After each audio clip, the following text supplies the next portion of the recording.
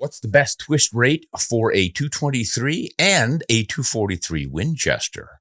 And what is the best bipod for a 30-30 lever action? That and a lot more on this episode of Ron Spomer Outdoors Podcast.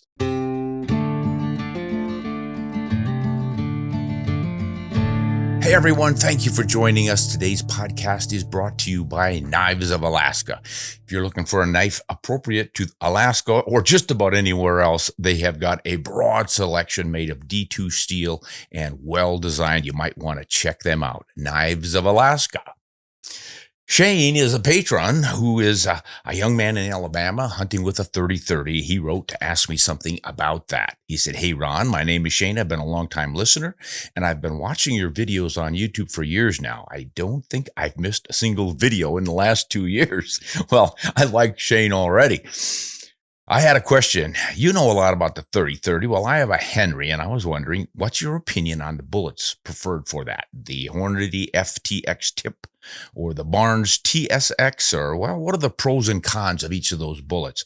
I was also wondering if you think putting a Spartan precision bipod adapter on it for stable shooting when opportunity presents itself. I'm a deer hunter from Alabama, and I'm not shooting all that far. I'm sighting in for 100 yards. Hey, all the help is appreciated. Keep up the fantastic content. So I wrote back and said, "Hey, Shane, thanks so much for your support. I truly appreciate that. As for your 30-30 bullets, they all work just fine on deer, but also pronghorns. I took my first pronghorn with a 30-30, believe it or not. Black bears, and they even work on elk. Now, that FTX Hornady flex tip bullet has the advantage of a little bit better BC, and that means a little less drop and drift and a little bit more retained energy. It'll give you maybe 20 yards more point blank range. The Barnes is lead free, of course, and it will penetrate the most on average. But honestly, at 30-30 muzzle velocities and ranges, any of our traditional cup and core bullets are just fine. Because none is a ballistic wonder, there's not much advantage in that slightly faster 150 grain. The 170 grains generally pack a bit more energy and will penetrate a bit more deeply. But in all honesty, Shane, there isn't a huge ballistic advantage to any of them.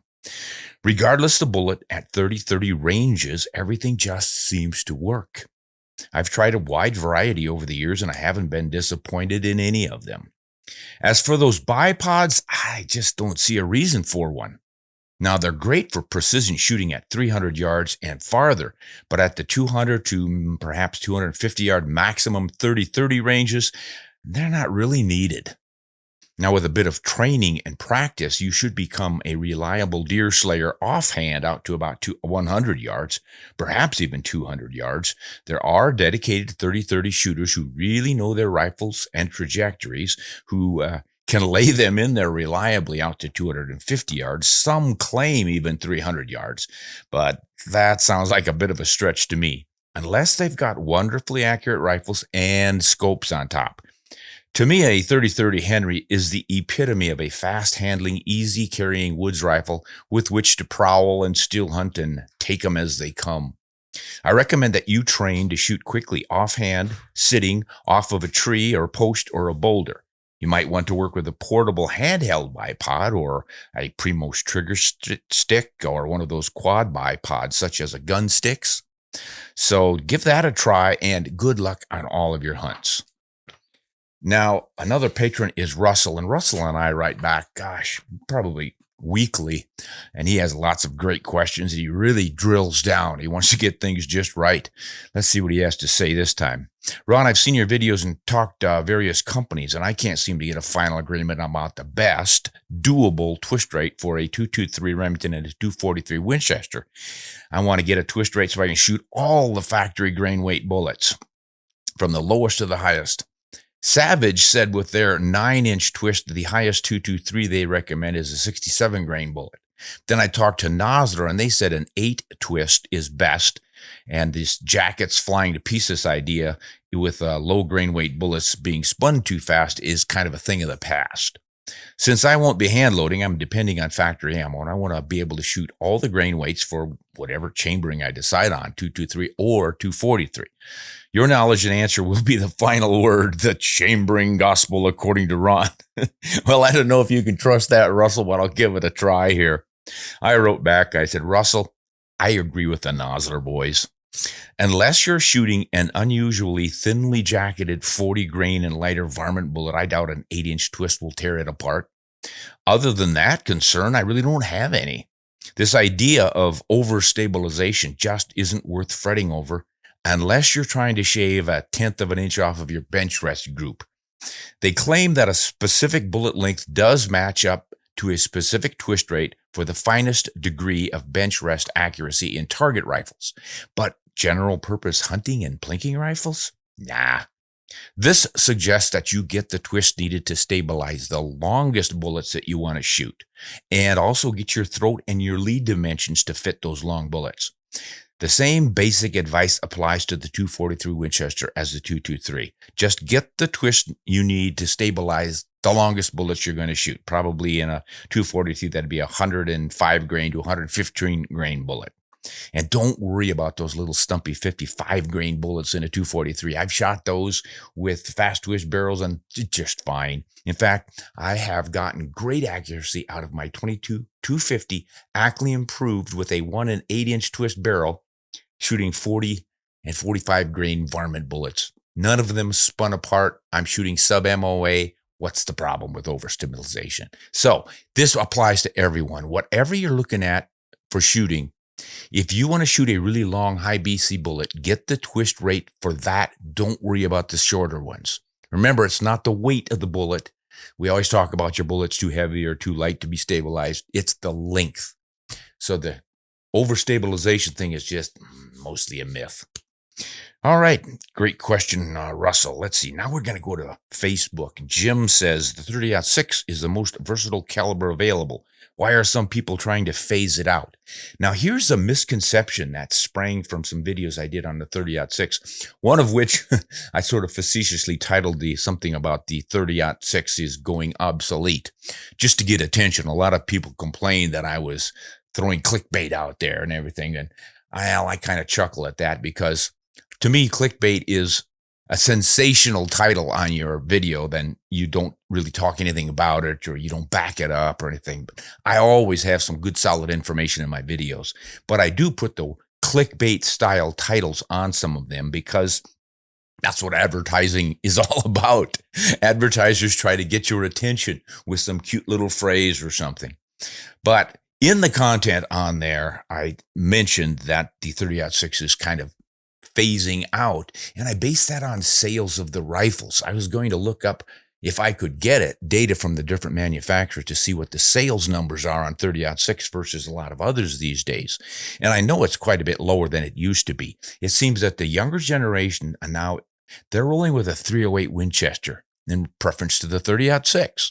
And then a lot of them, of course, are going even narrow with the 6.5 Creedmoor or the PRC and now all the 7 millimeters. And there just seemed like the 30-30 is just not all that popular anymore. Doesn't mean it's going away completely. It'll be hanging around for a long time. Now, I said 30-30, obviously. I meant the 30-06. It's not going away anytime soon because there are so many of them out there. The demand for ammunition is going to remain. And if you find an old 30-06 rifle, it's still going to work. It's just that sales of new ones are declining pretty well. So we'll see what happens down the road, but I think it's going to hang around for a long, long time yet. And that was the conclusion to my video. But this is why people like Jim are writing in and saying, what are you talking about? It's not going to be phased out. But this misconception that Jim is hinting at here is that he's suggesting that some people are trying to phase it out. It's not the ammo makers or the gun makers trying to phase out the 30-06. It's the buyers, you and I, people who aren't buying the rifles. The rifle company doesn't care what chambering you want. They're going to make what's selling. And if most people are demanding 30-06s, they're going to chamber a lot of those. But if very few are demanding a 30-06 and they prefer 308, they're going to chamber more of those. So that's kind of how that works.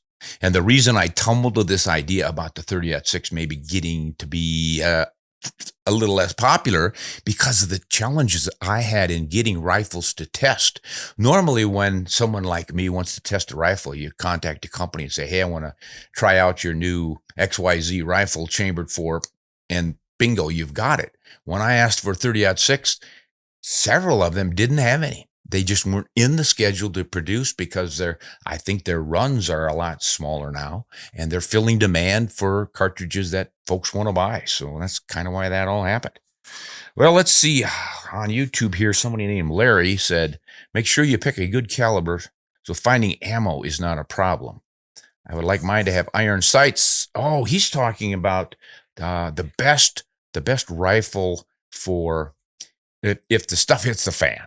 And if you were down to one rifle and you had to live the rest of your life with it, that kind of a thing, or almost a prepper rifle idea. What's the ultimate one? And I picked a 22 rimfire just because it's quiet. You can carry thousands of rounds of ammunition that don't weigh all that much because they're so small, and you can pretty much take anything with it if you're close enough and place your shots precisely. And all these different reasons that I chose a 22. And people wrote in and had a lot of great ideas about this, like make sure it has open sights and make sure it's a single shot because they're much simpler. There's less to break with them and all kinds of great ideas. And this gentleman, Larry, is saying he wants to make sure it has iron sights on it. So it's going to be an older rifle. I believe that you should be prepared for any issue. And if you accidentally damage a scope, you don't have iron sights, you kind of up the creek. So yeah, good idea, Larry. Thanks for that one. This is Cab. He says, years back, I went to South Africa on a steal of a deal. A local gun shop told me about it. It was a $3,000 airfare included hunt that included a warthog only cull hunt. Kind of odd. I've never heard of a warthog only cull hunt, but for $3,000, airfare included, sounded like a pretty good deal. So we went. Turns out that this area hadn't been hunted for years, and we were the first. I shared a lodge with 2 NBA players. And besides warthog, it turned out we could take any game based on low trophy fees alone, like $200 for each. Wow. I took a huge warthog, an impala, a kudu, and a blue wildebeest. I would have taken more had I only known that this would be allowed because I didn't bring enough cash along. None of the hunters knew, as the local government only gave the green light for this after we had arrived. Every night we ate wild game cooked over a wood fire. We drank multiple bottles of wine, the best tasting meat I have ever had. On that trip alone, I could write a book. So many memorable experiences. Like at bedtime, they shut off the generator. Everything went dark. Then the jungle noises came to life. It was like going back in time to the glory days of hunting. Yeah, you got that right, partner. You've been to Africa. Cab. Yeah, appreciate that. I have similar memories. Yep. Yeah, it's a grand adventure. Tristan, a friend of mine is a bear hunting guide. The insurance they have to pay is about 80% of the cost. Oh, yeah. A lot of folks are complaining about how high priced it is to go on a brown bear hunt in Alaska, and it is pricey. I mean, we're looking up there in that $30,000 range, but he's saying a big reason is this liability insurance. Non-liability releases don't mean squat. The guides really don't make that much. So the next time you want to squawk about how much guides cost and get angry at the insurance companies, not the guide. So they are the problem. A guy can still lose all he has and be jailed because of some dumb client who doesn't do exactly as instructed. And believe me, most clients are dumb donkeys, and nobody is in total control of the bombs that nature can throw at you. And then the liberal judges make it worse. Well, Tristan, that's an interesting point. I'm sure that insurance for liability from these outfitters is pretty high, and they've got to cover that. So yeah, let's not grouse about the guides. They're probably not the ones driving up the prices. Let's see. John here is from Oregon. He says, Ron, I enjoy listening to your podcasts and struggle with all the massive numbers of improved calibers. I've been working with a few older rifles in 30-06, 6.5 by 55, 308, and 243. If each time a new cartridge comes out, you run out and buy a new rifle for it, soon you'll have a large collection of safe queens. What this shows me is that the most people will try to buy the latest and the greatest rather than work with and develop the best of the older favorites. That's what I do. So keep up the good work. Yeah, there's a couple of ways to look at rifles. Some people like to get the newest stuff right away, but you get that in any activity, any sport. Bow hunters are famous for this. The new bow comes out and they buy it. And the next year they come out with another one. Like the one the year before wasn't any good. So they're always churning their bows. And rifle hunters, they've got to get the latest, fastest, highest BC bullet throwing caliber out there. And they just like to play around with it and try to develop it. I was a bit like that when I was younger. I always wanted to get the fastest one or the most efficient one or the most powerful one or something. But other people just like to get the old traditionals and work up the best loads for them, get them to shoot the finest groups they can, try new bullets for them perhaps, and that sort of thing. And other guys just buy one and they go hunting and happy for the rest of their lives and do really well. Beware the man with one gun. Okay. Oh, hey, here are a bunch of fine compliments for my friend Tyrell in our African hunting video. Just came out a couple of days ago. Tyrell has been working on this. He doesn't know anything about making videos, but he wanted to make this video about our hunt that we did together with our wives in Africa. It was a couple of years ago already. So I said, yeah, go ahead, play around with it. And he worked and he worked and he worked. And he really came up with a pretty good little program. And I said, I don't know. Anytime I do a hunting video, I don't get as many hits as a cartridge video or something. But he persisted. And I said, well, let's tweak it a little bit. And we finally hit on something that made it almost magical. And I think it'll be revealed here as I read some of these compliments from folks who wrote in. I just pulled these off of YouTube this morning. This gentleman, Mark, says, what an amazing video. He, meaning Tyrell, is a terrific guest, and I hope he goes to Africa again soon. I went in 2022, and I want to go back. I wanted to go back the moment the plane landed in the U.S. Now, the reason he says, I hope he goes back soon, because Tyrell and we did an interview. We sat right here, Tyrell there and I here, and we talked about our hunt and what it meant to him. And that's why it works so well, because he's so genuine and his appreciation for this whole experience comes through. And folks really appreciated it. Ron said, what a great storyline. Congratulations, sir. Another Ron said, loved the conversation. Excellent guest. And David said, Ron, best video ever. Naming that little baby Holland is the best. Now, naming a baby Holland, what is this guy talking about? Watch this video. Betsy, what did we call that video? It's on Ron Spomer Outdoors YouTube channel. I traded my truck for a safari or something like that. Look that one up and watch it. I really think you'll be, I don't know, it's not the most exciting and hard-hitting hunting video. It's a lot more of the heart, a story of the heart, and someone who really appreciates hunting. I just can't imagine any hunter wouldn't appreciate this. And the surprise ending is really going to get you. Almost brings a tear to your eye. Really something. Dave said, great video, great guest. This might be my favorite of all your videos. I enjoy the technical type shows, but this one tugged at my heart. And I thank you for sharing this experience. Wow. John said, what a fantastic story. Thanks for sharing it. M444 said, wow, this is really a moving tale of hunting, conservation, and life. There you go, folks. It's like a movie review here. JMC said, liked and saved. This is going to be one of my favorite episodes, Ron, ever. Thanks. And Terrence said, Ron, this is an outstanding episode. It speaks to the hunting experience so eloquently.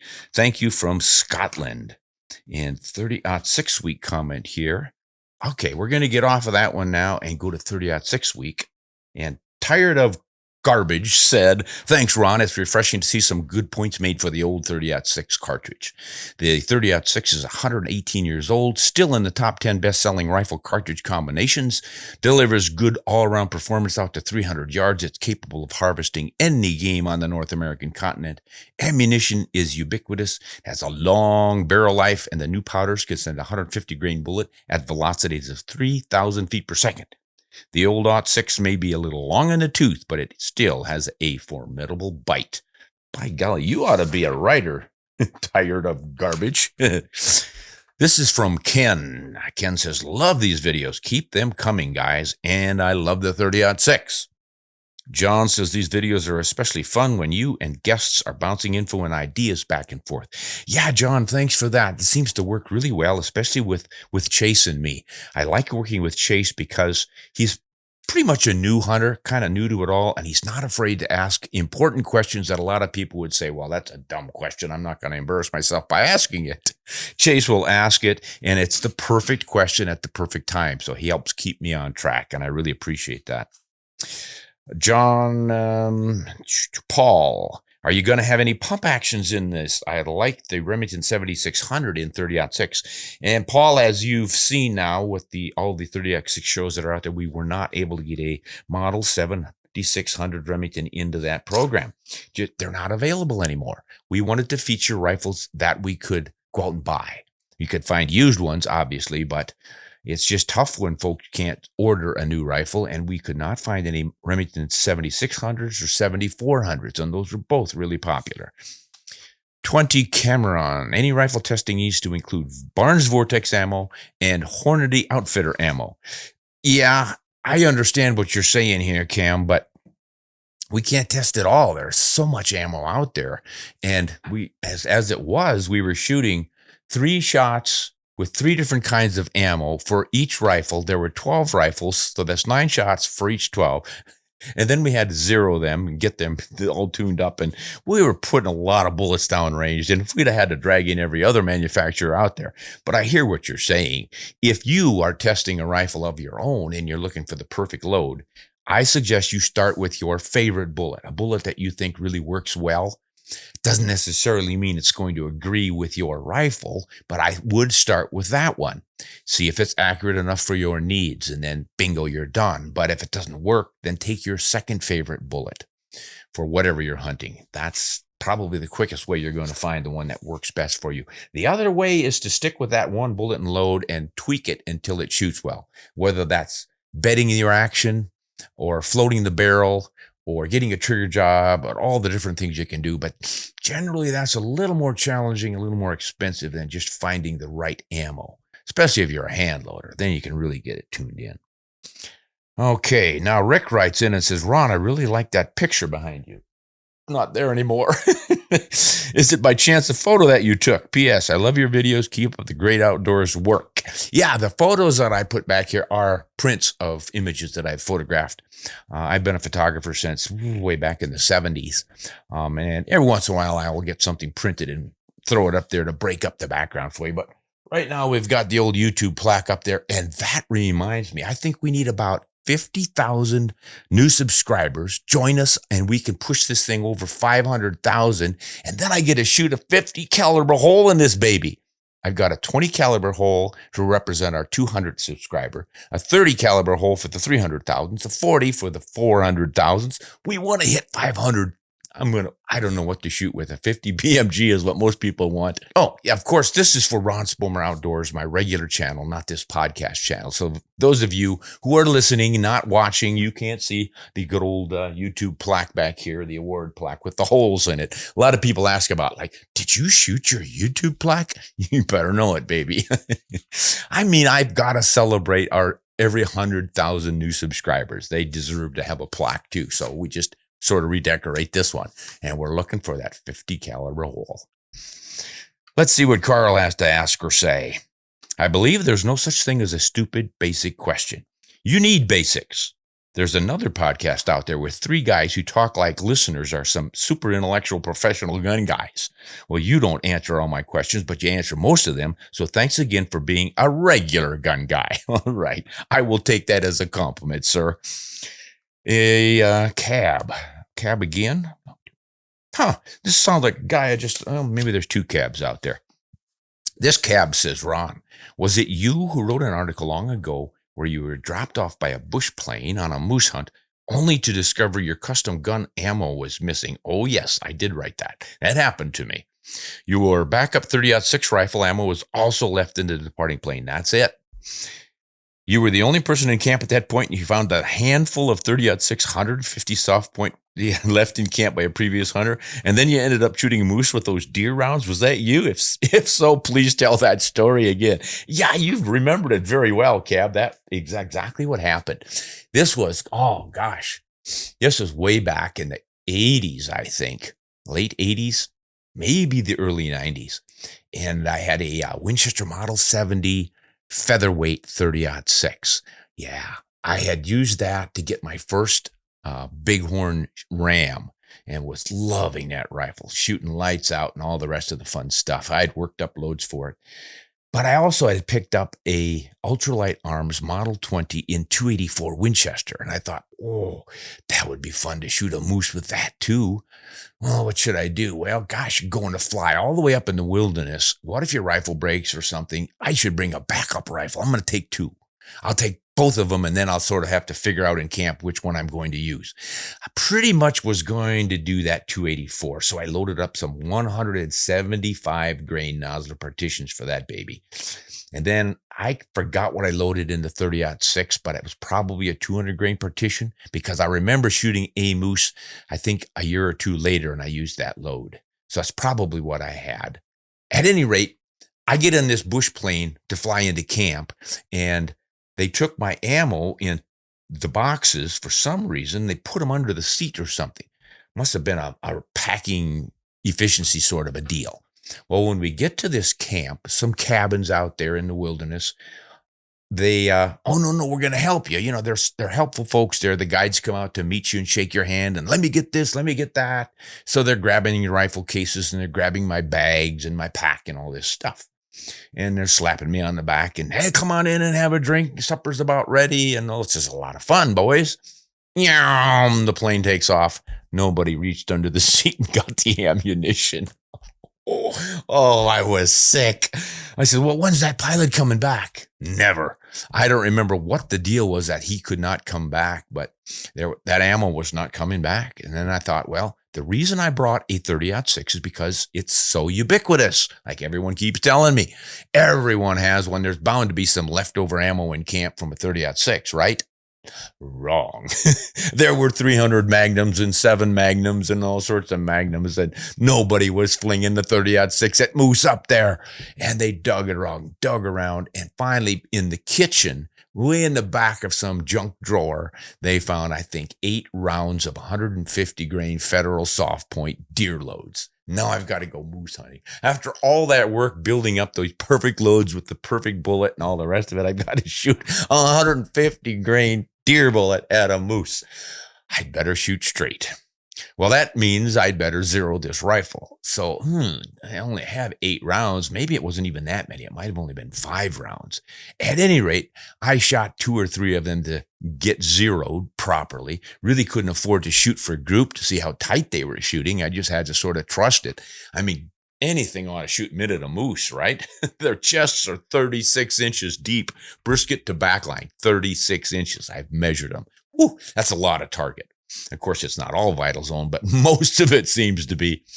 At any rate, we went hunting and found his bull. Oh my gosh, this was the harem master of all times. If I remember right, there were 11 cows in this meadow with 1 bull. And the way moose do their romance is that the bull makes a rutting pit in which he urinates. And then he rolls in it.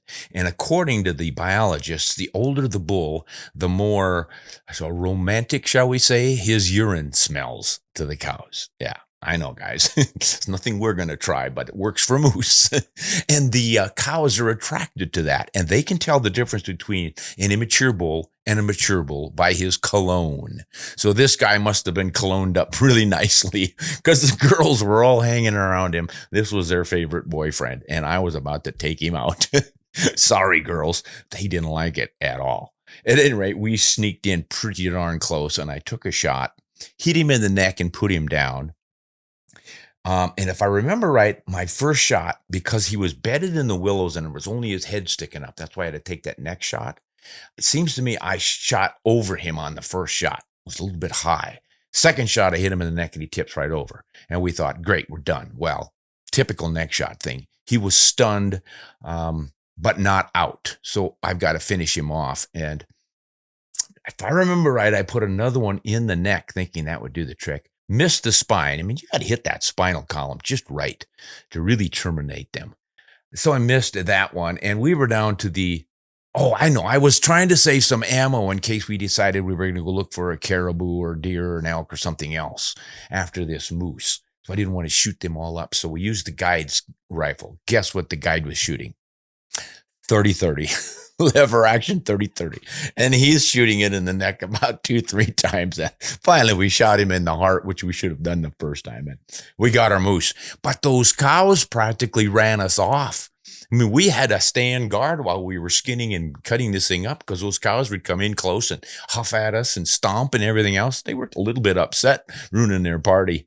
But hey, we got my first moose, and he wasn't a world's record or anything, but boy, he looked pretty darn good to me. I'm remembering him at about 60 inches, if I remember right.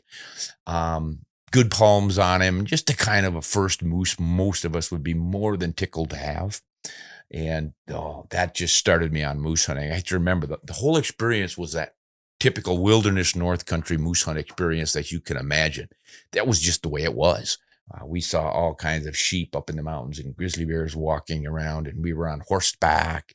Great fishing down in the stream right by the camp there. I caught some big 3 to 4 pound grayling. They were huge, some of the biggest grayling I have ever seen. Had a great time there. So, well, yeah, so the 30-06 worked, guys. They did have some ammo for it. I'm guessing if I'd have only had that 284 Winchester, I would have never found anything to shoot in that baby. So 30-06 is much better choice. All right, well, let's see. We got a few quickies here on the big screen, I hope. That the team popped up for me. Jeff in Washington State. Ron, I don't have a question, but more of an observation. Watching the final 30-06 shoot-off, you were concerned about group size on all of the rifles. I noticed that when you locked into the rifle, at times, your rest would cant forward and then settle. Every time this happened, it seemed that you had a flyer. When you lifted and set the rifle while locking it in your shot, it was much tighter. Your thoughts? Boy, that could be. I was seeing that as it was happening, and I've got to get a new setup. I've got a friend who's got a custom-tailored bench rest up front that he wants me to try, but it's really heavy and really pricey. And I would probably try it someday, but I'm the kind of guy who thinks I'm going to work with sort of typical products that you guys are probably using. Not many of you are going to spend hundreds or thousands of dollars on a front rest just to zero your rifles. It's not like your bench rest competitors. So I use typical things like this, but I don't know. I have shot with that same rest, that same technique with rifles that are known to group half MOA and have done half MOA. And I've gotten quarter MOA a few times. So I don't think that's it, but I think it's worth looking at. Sometimes the rifles grab on it a little bit instead of sliding nicely because of the checkering or the texture of the stock or something. That could be part of the problem, but I'm glad you noticed that and brought it up. Now, Jeff says something about Christensen Arms rifle. We shot one and it shot very poorly. He says, on that Christensen rifle, my son owns 2 of those, a Mesa in 308 and a Ridgeline in 28 Nosler. We have found that on both rifles, following Christensen's barrel break-in procedure tightens groups to minute of angle or smaller. Keep up the great contact. Thanks, Jeff. Yeah, Jeff, thanks for bringing that up. You know, we feel kind of badly for these rifle companies that donate the rifle for testing and then they don't shoot as well as they should. Christensen we contacted because it was really something obviously wrong here. We at first thought maybe the scope had gone haywire, so we switched scopes. We had 4 of the same Maven scope, and they were all working well on different rifles like that Browning BLR lever action. That shot several sub-MOA groups with the same scope. So we put that scope on the Christensen. Same issues, not getting good groups. So we sent it back to Christensen and apologized for it not looking good in the show and asked them if they wanted to revisit it, if there was anything wrong. And they looked at it and said, yeah, I don't remember what it was. They said they screwed up, but they were going to fix it and send it back so we could review it again. And if that rifle comes back, we will do that review because I think Christensen is going to stand behind their rifles. They're not going to sell somebody a rifle that groups 2 inches. So we'll see what happens. Hope we can review it soon. Ed from Texas. The Yellow Rose of Texas. Hi, Ron. I was watching some of your videos recently regarding the 30-06 tests. You seem to have some real problems with the Christensen. Here we go again.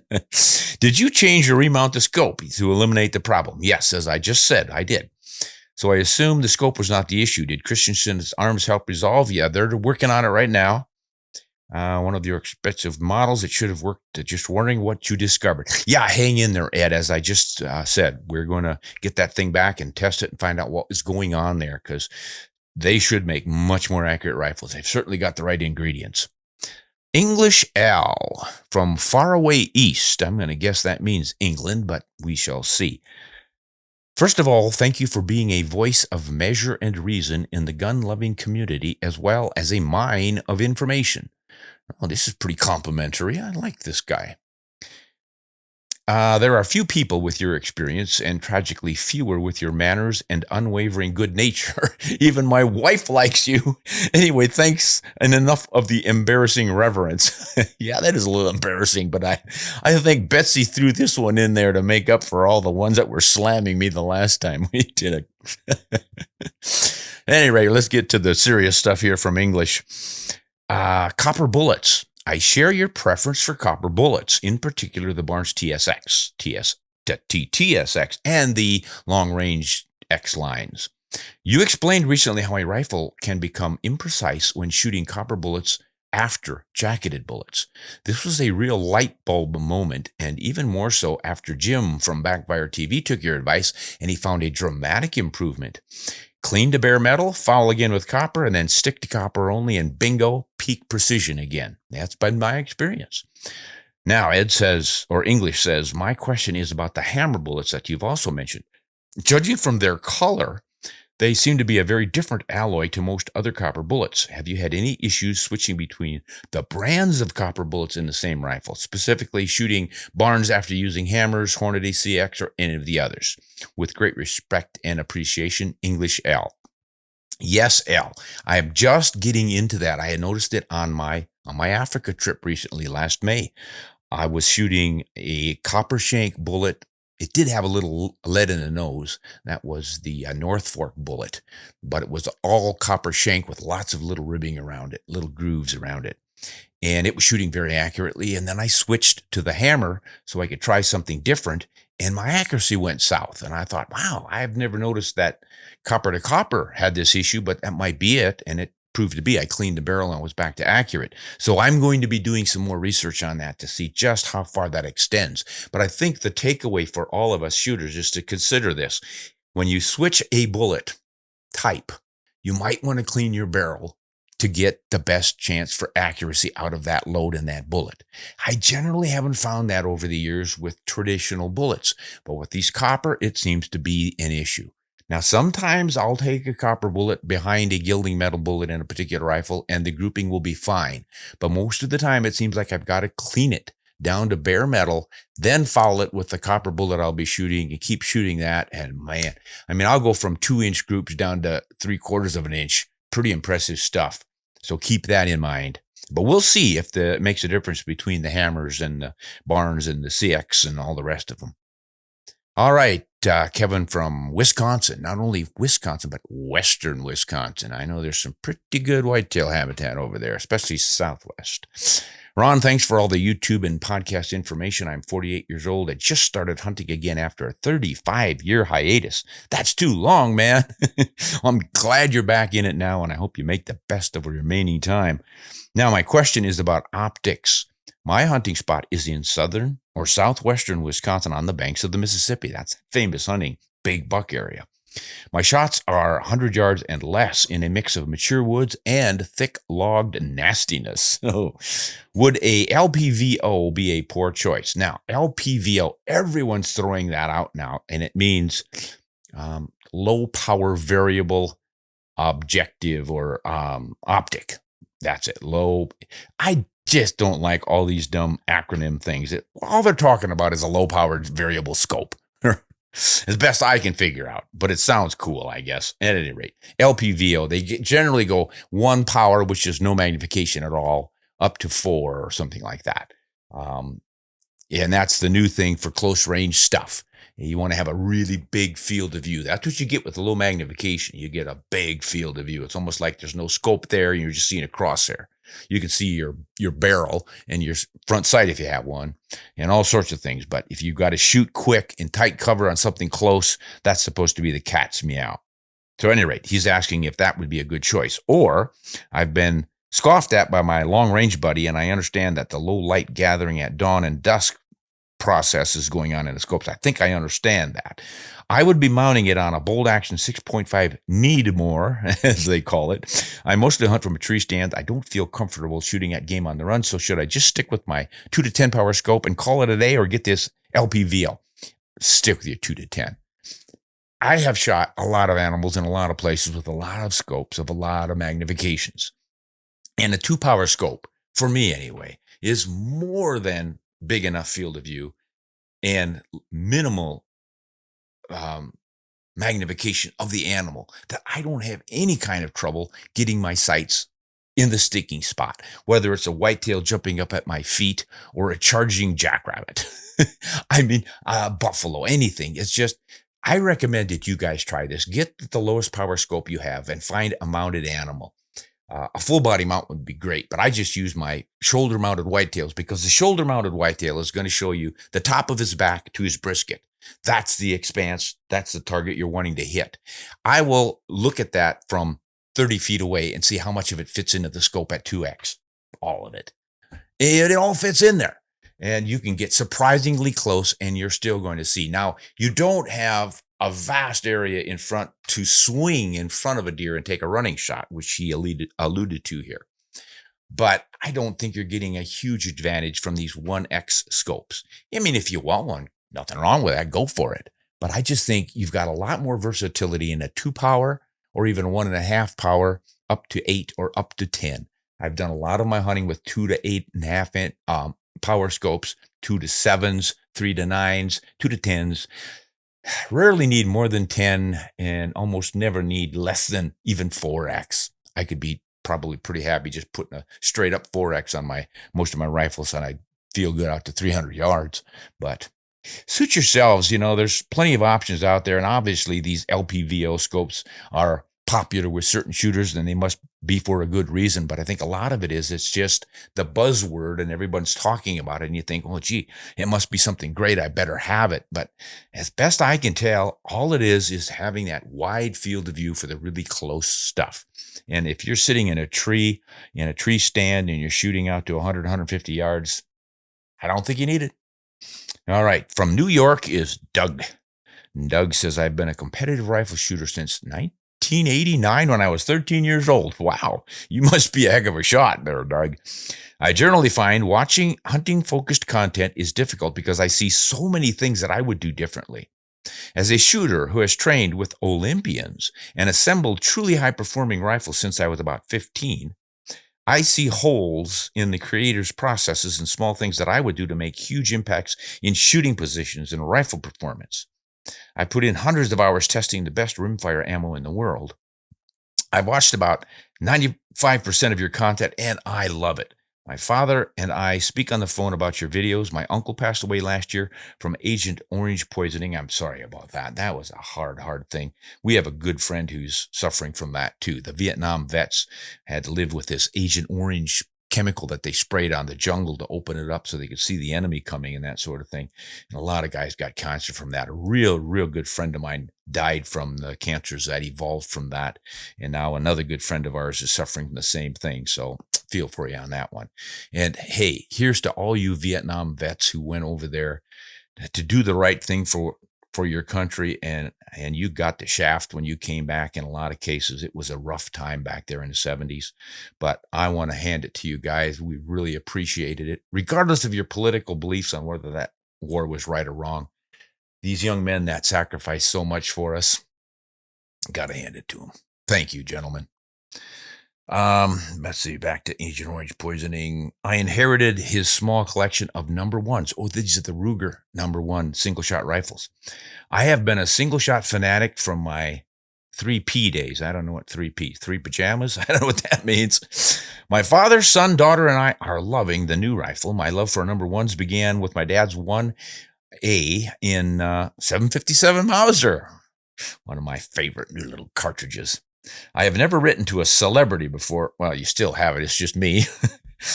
But I had to take the opportunity to thank you for the best firearm content available. Well, thank you, Doug. I really appreciate that. You have 3 generations of fans in the Johnston family. That's great to hear. Hey, but I want to ask you something, Doug. You were hinting about you're seeing things that we hunters are doing wrong with our shooting, and you're a precision competition shooter and you got some ideas. What are they? I thought you were going to tell me what to do right here, like so many people do. And you might actually know what to do right, given your background. And then the other thing I want to know is what all this 22 rimfire testing that you did. What did you find out?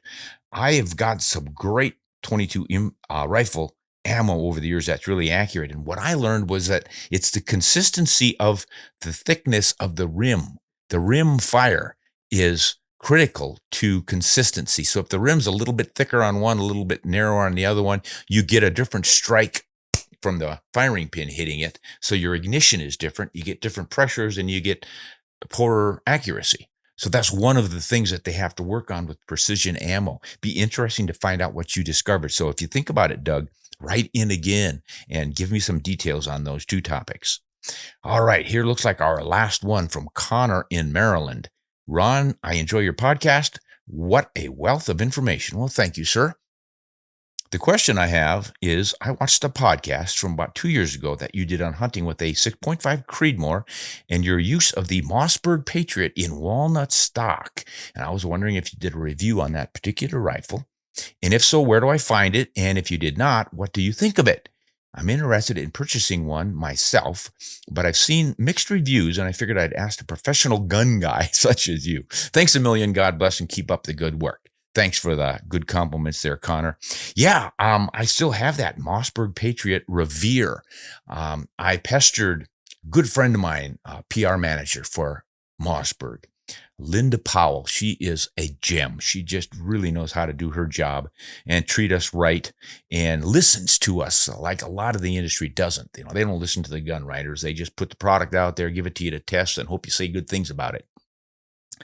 But she really does. And I had mentioned to her, gosh, I love beautiful walnut stock rifles. You can't find them anymore. Yeah, I appreciate the synthetic stock and a low cost and all the rest of it. But God, I wish you would make something with a walnut stock. Bingo, here comes this Revere. I don't know if it was just me saying this or not. I don't want to take credit, but I'm sure glad it happened because they were really, really pretty.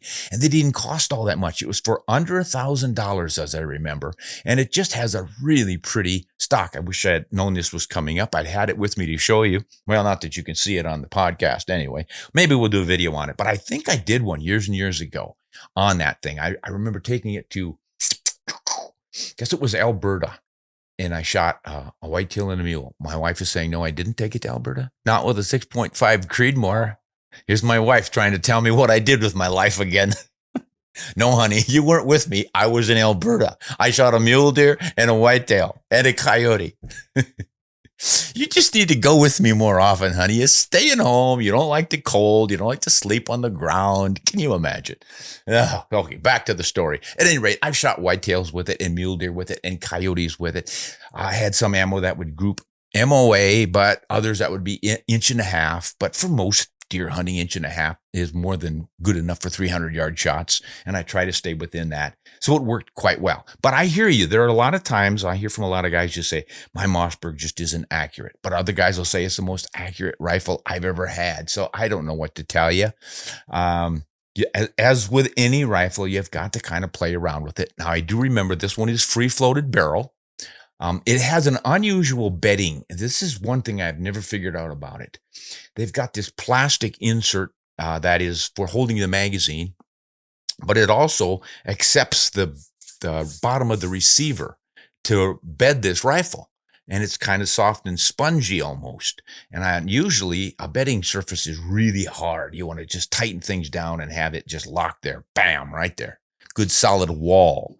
And this doesn't seem to have it. So I wonder if that's not some of the issue with some shooters. I would play around with the bedding tension on my screws and vary them. Front screw, really tight, back screw, not so tight, loosen it up a little more. See if that changes it for the better. Play around with those bedding tensions. That might make the difference. It has on some of these Mossbergs in my experience.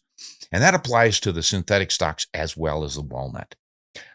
So I do think, though, that I've got a blog at ronspomeroutdoors.com on this. So you might go there and do a search for Mossberg Patriot Revere, maybe put 6.5 Creedmoor into the search. And there, it seemed like 8 years ago, maybe even longer, I put one in there, but I won't swear to it. And I can't remember if I did a video or not. You might do that same search on Ron Spomer Outdoors YouTube channel for the video. And if not, keep pestering me, Connor, and I'll do it again. All right, that's the end of all that. Should we have ourselves a question or a comment of the day? I think we should. Well, it's time for the comment of the week, and I think I'm going to give it to Jeff, who wrote in to advise me about the rest moving when I'm shooting, trying to help me out. I appreciate that, guys. You guys often see little things that I obviously don't see because I'm not out there looking at me shooting. So if you notice something that I'm getting wrong, like quite often, I won't push far forward enough to clear the sling swivel stud. And if it's riding right there on the bag, it might catch. Another time, someone suggested that I hold the rifle down with my hand over the top of the scope. You see that quite a bit. Folks will do that a lot. So it must work for them. I've never been real fond of it, rarely do it, thinking that I'm changing the pressure points and the vibrations and stuff. I tried it here recently on another video I'm working on right now, and I did not get a better group with it. I junked it and went back to my traditional style, and I shot a much better group. So I think what's happening with that, I push down on the scope and I may be pulling it to one side or another, adding unusual pressures to it. I like to let my rifle just ride, and I use my left hand to squeeze the rabbit ears on my sandbag back here, and then the rifle's free to recoil up and or back without getting snagged on anything. But folks like Jim who say, hey, you did this, you did that, your thing was wobbly, whatever you're seeing there, I really appreciate you guys pointing that out. I want to try to get this stuff right and shoot as well as I can to give all the credit due to the ammo, the bullets, the rifles, the scopes, and all the products we're testing. So thanks for that. And a little plug for Ron Spomer Outdoors. If you guys are interested in some of our Hunt Honest Shoot Straight merchandise, ronspomeroutdoors.com is our website. We have a little store there where we sell caps and t-shirts and hoodies, and I think even some pillows and these cool coffee cups from which you can drink honest and drink straight. And if you're looking for a reed and you love 7mm, or if you're looking for a better cartridge than the one you have now and you want to try a 7mm, they're all in here. I dredged up every 7mm I could find, including some Wildcats that are no longer available, some new ones that are just coming out, all the old traditionals, starting from the first 7mm ever made up until the most recent. And it's all in Ron Spomer 7mm cartridges from around the world. You can pick that up on Amazon, or you can spend a lot more money and buy one from Ron Spomer Outdoors, and I'll sign it for you and write something wonderful in there like, gosh, wish we could go to Africa and hunt together sometime. Signed, Ron Spomer. Hey, guys, thanks for joining me. We'll see you next time, or hear you next time. Hunt honest and shoot straight.